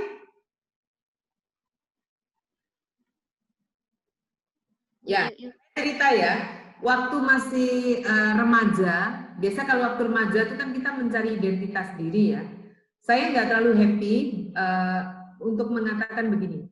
Waktu itu mama papa mengatakan SMP ya, menyadari waktu SMP itu gini, masuk ke sekolah negeri. Waktu SD nggak terasa berbeda ya. Ketika SMP masuk ke sekolah negeri, SD juga sekolah negeri, jadi ini anak negeri. Nah, waktu SMP memang papa mama memberikan semangat masuk di sekolah itu anak-anak pintar dan memang harus tes dan untungnya masuk. Nah, meskipun bisa masuk, setelah masuk ya memang bangga juga, apalagi banyak di sana anak pejabat dan waktu itu mengertinya gini, kalau mereka bisa masuk karena backingan orang tua, ya kata belece gitu ya. Tapi saya belajar, Bu Linda belajar dengan serius, tes benar-benar dari sekolah SD negeri yang tidak terpandang, lalu masuk sekolah negeri yang terpandang gitu ya. Jadi orang tua memberikan semangat hebat gitu ya, maksudnya udah kamu bisa, Tuhan Yesus backingmu, kira-kira gitu. Tapi setelah berapa saat kemudian merasa minder begini, karena sangat sedikit orang Chinese di sekolah itu dan Kristen. Jadi bisa dibilang di satu kelas itu cuma ada satu anak Manado, sampai sekarang masih inget ya, lalu rasanya nggak ada yang lain ya. Dan saya tahu betul kenapa masuk sekolah negeri. Karena sebenarnya papa mama tidak terlalu happy, tidak terlalu kuat secara finansial untuk masukkan ke sekolah Katolik. Waktu itu di Denpasar, sekolah terbaik selain negeri yang swasta Katolik, bukan Kristen tapi Katolik. Waktu itu disebut Swastiastu gitu ya. Sekarang Santo Yosef. Jadi tahunya anak-anak Cina bermata sipit ini mesti masuknya di sekolah Katolik, bukan di sekolah negeri. Jadi bisa dibilang ada tapi sangat sedikit. Rasa minder, iya sih aku memang bisa masuk karena tes. Tetapi kan di samping itu sebenarnya kalau orang tuaku seperti dulu, karena papa mama bangkrut waktu itu ya, bangkrut. Jadi kalau kayak Cici bisa sekolah Katolik, Koko bisa sekolah Katolik sebelumnya ya waktu mereka masih kecil. Rasanya kok ya memang mama papa cuma menghibur aku sih, tapi aku ya nggak happy-happy banget karena merasa minoritas yang bermata sipit. Kalau sekarang kan banyak drakor gitu ya, mata sipit, muka kuning begitu kan masih rada keren lah. Zaman dulu enggak gitu ya. Jadi berasa kayak minor banget gitu ya. Tapi sekarang mengerti kenapa. Kayak Tuhan siapkan satu fase demi satu fase, termasuk soal minat sekolah. Berada di DKI, sempat berada 4 tahun di gereja Chinese, nggak happy. Kenapa? Kok berasa kok orang kok rodok membedakan ya, dengan beda suku tuh kok rodok nggak enak ya. Ada cara pandang yang nggak pas. Karena sejak kecil bergaul dengan orang yang berbeda warna kulit. Lalu masuk GKI, nah ini aku nih. Ini cocok gitu. Karena apa? Sejak kecil memang terbiasa berada dalam keberagaman. Jadi ini satu hal yang seperti Tuhan siapkan, meskipun ada lain-lainnya sih, masih ada yang lain-lainnya ya. Tuhan siapkan mental juga dan kayak diberikan warna segi dan itu oke gitu loh, happy. Justru ketika bersatu warna berasa kayak nggak enak gitu loh. Jadi rasanya ada sesuatu rasanya memberontak, ini kayak nggak cocok dengan hidupku gitu ya. Nah ini menarik. Jadi ada Tuhan punya panggilan tertentu yang kayak diinvestasikan dalam hidupku sejak kecil gitu. Paham ya? Disiapkan sejak kecil gitu. Jadi sejak kecil, oh Tuhan mau kayak begini nih. Oke, kalau gitu Linda nih biarin aja di sekolah negeri biar dia ngerti keberagaman, ntar supaya nggak kagok gitu ya. Berada di saat anakku mau dia ada di sini gitu. Kira-kira gitu ya. Ini menarik. Banyak hal ya, banyak hal. Tapi karena waktu ya nggak bisa cerita, tapi banyak hal. Mungkin teman-teman juga ngalamin itu. Meskipun sekarang di usia muda masih belum bisa kelihatan panjang. Waktu saya seumur kamu belum bisa melihat itu. Tapi semakin tua semakin melihat. Oh iya ya, jelas juga ya gitu. Paham ya? Oke, thank you. Ada lagi nggak yang mau sharing? Ada lagi?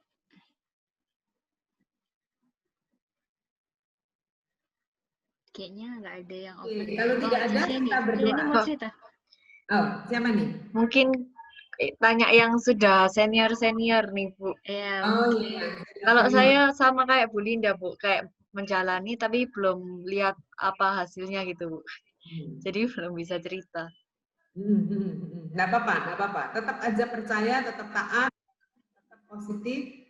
Yang senior tuh kalau di gereja kita komisi senior di atas 60, Sian. Oh ya, enggak Bu, yang senior di KPR aja. Di KPR, Bu. Ada senior di KPR. Ko Clifford, ada Kak Yosvaldo, ada William kayaknya. Iya, Ko William. Ada Ko Albert juga, ada nggak sih? Iya, ada Ko Albert. Siapa tahu mau cerita yang sudah lebih senior dari kita-kita.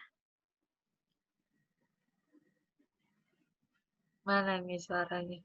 Ko Clifford mungkin. Oke, aku ya. Ya, aku cerita sedikit aja sih. Kalau interupsi dalam hidup. Jadi aku waktu aku kecil, aku kan dari dulu memang orangnya itu pasif gitu loh, nggak pernah banyak omong.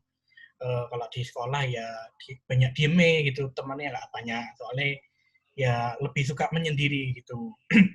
Nah, suatu hari waktu aku masuk SMA kelas 1, aku tuh pernah di posisi kayak aku tuh kayak literally nggak punya siapa-siapa yang aku bisa jagain. Kayak aku ini kayak mau cerita ke siapa nggak ada, dan aku mau ngajak ngomong juga nggak ada gitu. Jadi kayak have no one beside me gitu. Nah, suatu hari aku di kelas 10 itu belajar. Tahu-tahu aku tuh dinyatakan nggak naik kelas. Aku sama keluarga itu kan kayak shock gitu. Wah, kok aku nggak naik kelas. Nah, ternyata kayak aku merasa aku nggak naik kelas ini mungkin karena aku ini males atau bodoh gitu. Aku pertamanya mikir kayak gitu.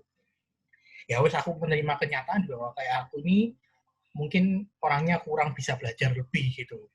Nah, setelah aku naik kelas itu, aku berusaha untuk introspeksi diri. Aku belajar cerita sama teman-teman gerejaku.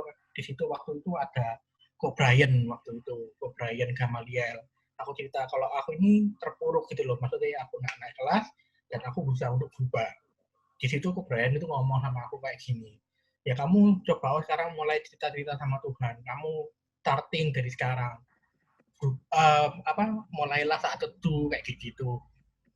Ya akhirnya aku melakukan itu, dan aku di satu titik itu aku ngomong sama diriku, ya Tuhan, aku pengen berubah, aku nggak mau misalnya jadi orang pasif terus, mau sampai kapan aku kayak gini.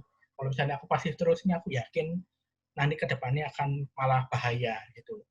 Nah di satu titik itu akhirnya aku tuh berubah 180 derajat, kayak orangnya akhirnya bicara, akhirnya ngomongnya gitu. Nah dari situ aku belajar kayak ternyata interupsi. Nah, naik kelas ini ada maksudnya. Tuhan itu pengen aku tuh belajar untuk bergaul lebih sama orang lain. Terus aku pengen punya teman banyak. Aku supaya bisa belajar bicara banyak orang. Gitu sih. Itu dari aku. Oke, thank you, Ko. Mungkin dari yang lain mungkin.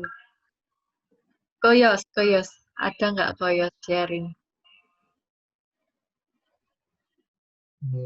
Mungkin aku kayak ada dapat pembelajaran gitu sih. Jadi keinget sama dulu engkong dari mama itu kan sempat komplikasi beberapa penyakit. Terus saat kehilangan itu kayak merasa kayak belum ngasih aku yang terbaik gitu. Aku ini cuek ke orang lain, nggak berbuat baik ke orang banyak kayak gitu-gitu. Terus akhirnya tiba waktunya ketika aku bisa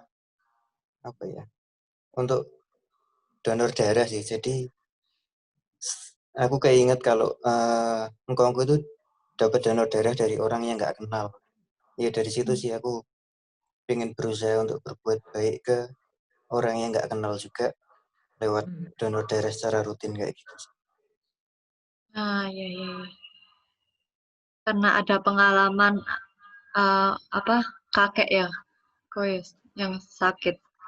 Iya, betul. Oke, thank you, Koyos. Mau cari lagi kah? Ya, atau cukup, Bu?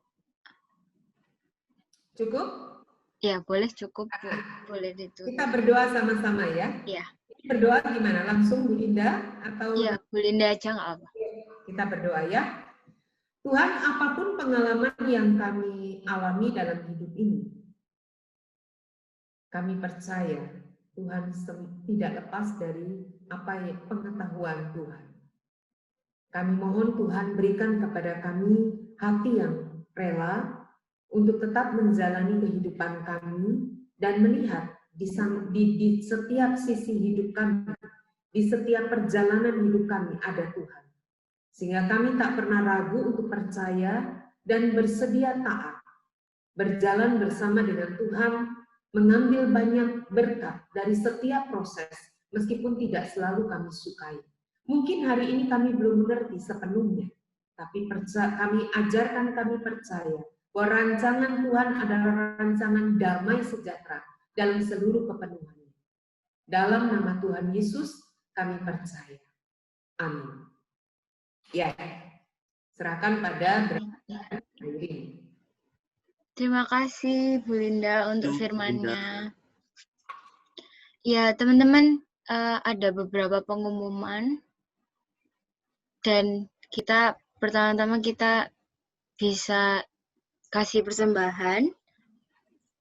Kalian bisa scan QR code yang ada di sini atau transfer langsung di rekening GKI Manyar.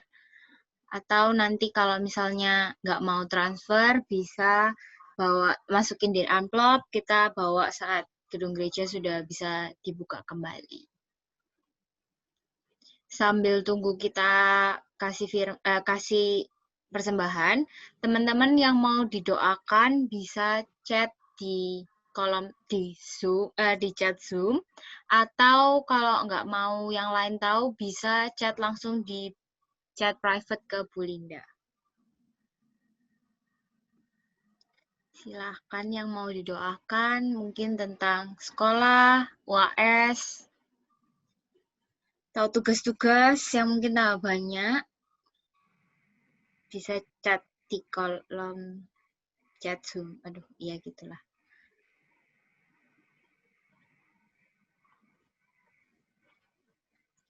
Terus ada teman-teman kita yang berulang tahun.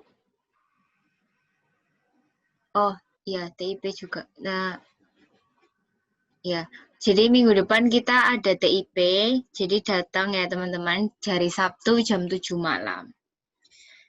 Kita bisa ngomong-ngomong, kita bahas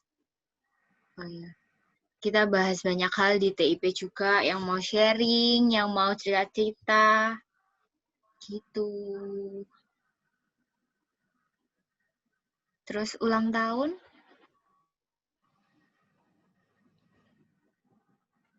Ya.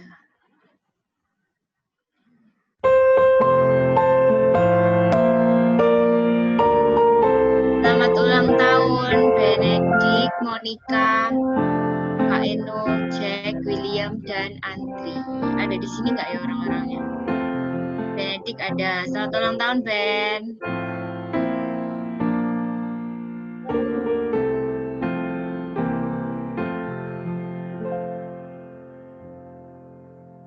Selamat ulang tahun, teman-teman. Ini mereka teman-teman kita yang berulang tahun dalam minggu ini. Nanti bisa minta tolong Bu Linda untuk mendoakan sekalian sekalian doa syafaat. William juga ada. Oh, ada William juga. Happy birthday. Ini William. Happy birthday, Will. Happy birthday, Will. Thank you.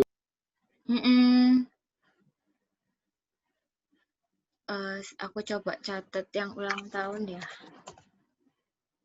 Benedict.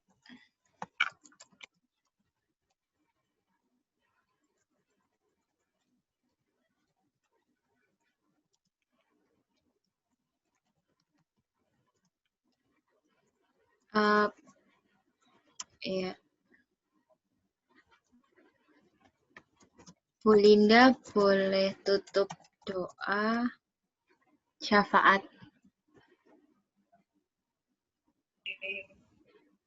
Oke.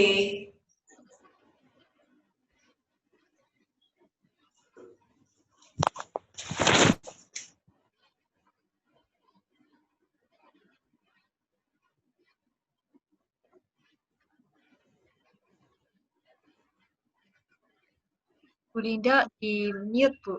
Iya, Bu. Oke. Jadi ini doanya untuk yang ulang tahun. Iya.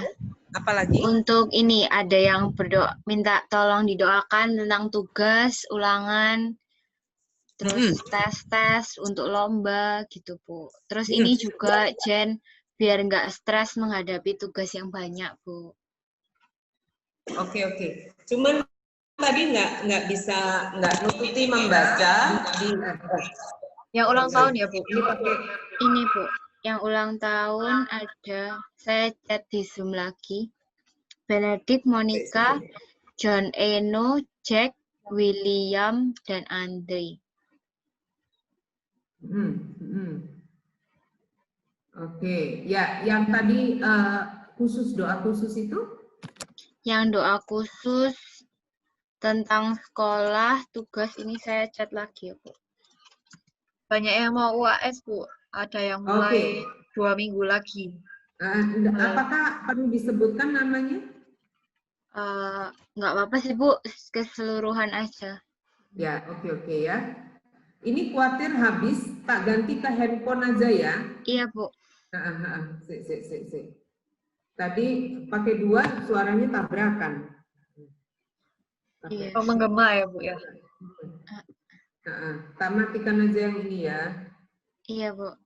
Ini live aja ya.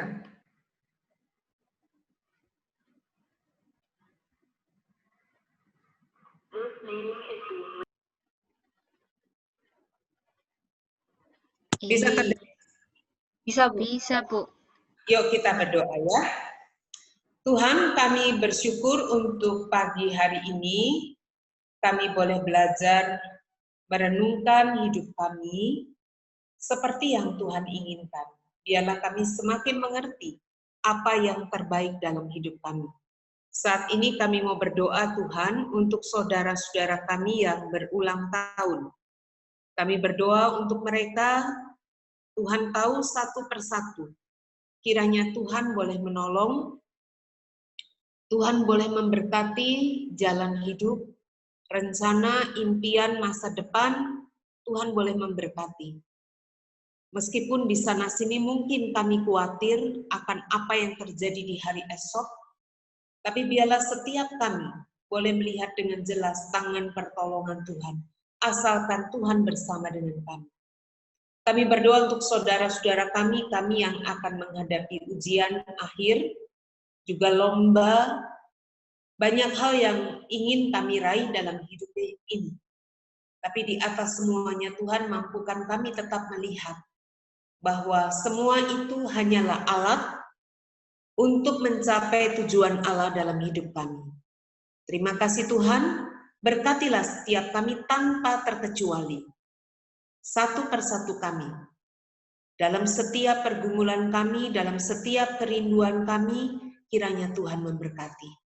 Dalam nama Tuhan Yesus. Amin. Amin. Terima kasih Bu Linda. Di handphone chatnya nggak kebaca. Dia mulai dari 0, jadi nggak bisa nama satu-satu tadi. Ada 5 teman ya. Bu. Iya. Ya. Apa Bu? Iya, kita ada ini teman-teman bisa isi eval ibadah kita, atau juga kalau ada yang mau ngasih masukan tentang tema-tema, topik-topik nanti kita buat TIP, juga bisa dimasukin di link ini ya. Bisa scan atau pakai, ya Cecia ini udah kirim di chat, bisa dimasuk dari situ juga.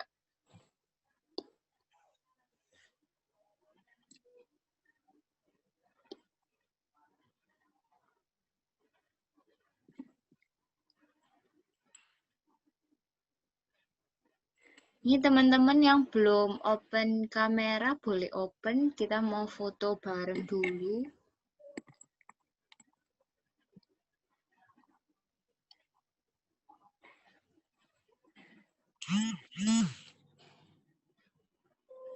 Kita foto ya. Ini siapa? Cishen bisa fotoin dah? Atau aku bantu? Bisa. Oke. Foto-foto. Yang belum. Felicia, Samantha, Angelin, Anya, yuk open cam, kita foto sebentar. William ulang tahun nomor berapa, William? 17. Oh, 17 ya.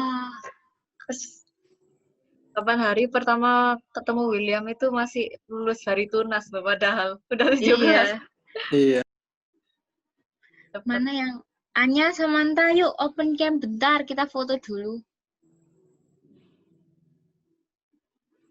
Nggak usah malu-malu. Mungkin nggak ada kameranya. Iya, mungkin ya. Ya udah, kita foto aja ya. Oke. Siap teman-teman, ayo kita foto.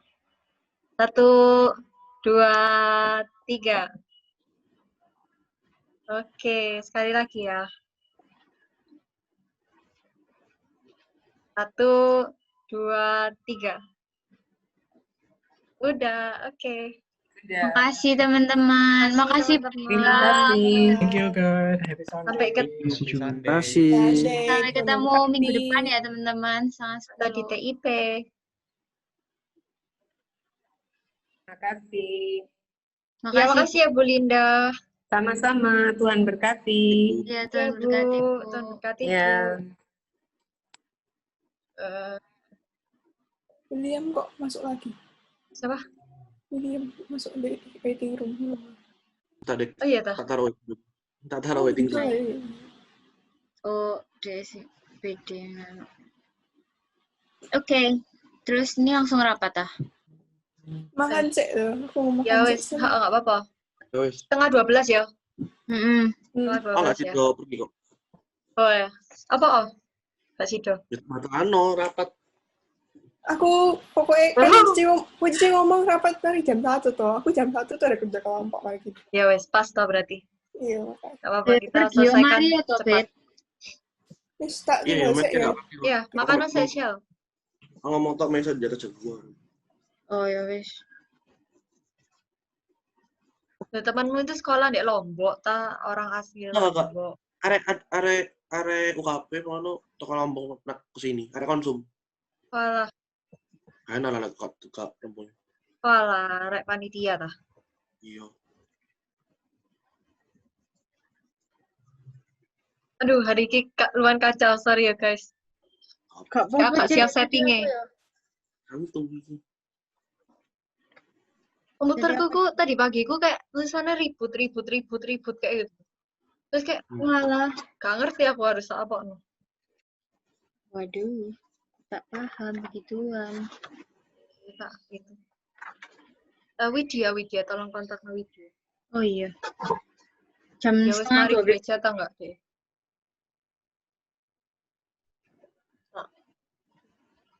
Upload.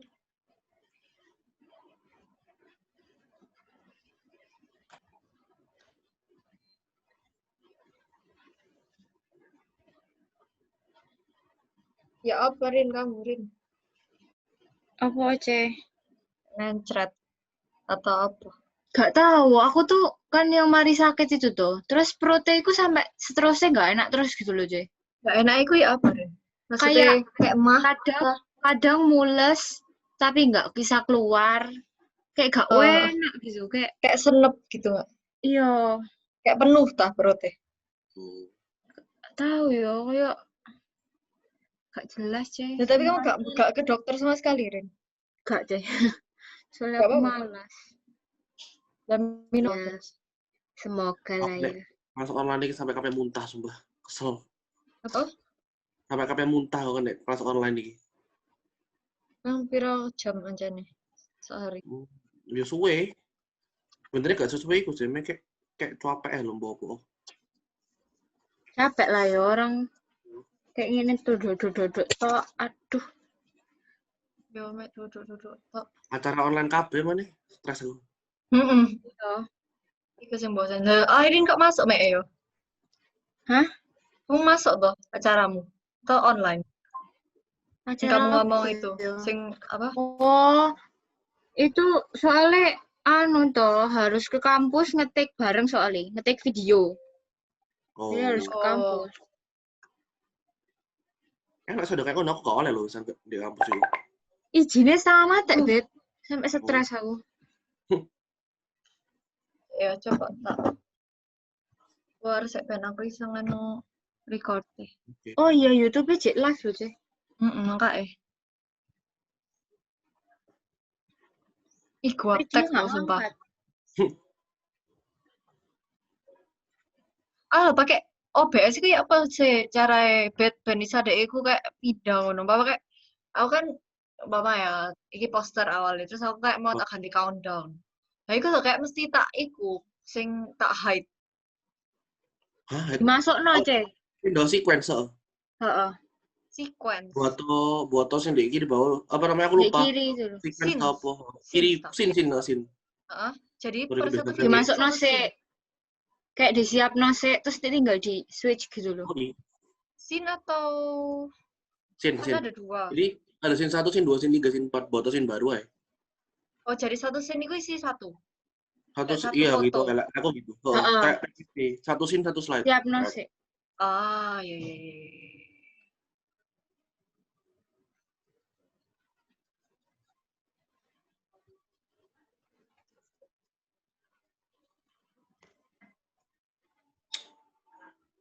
Gak terlalu susah sih harusnya ya OBS itu. Apa OBS? Iya, harusnya gak susah sih. Minta utek-utek tadi iso ya.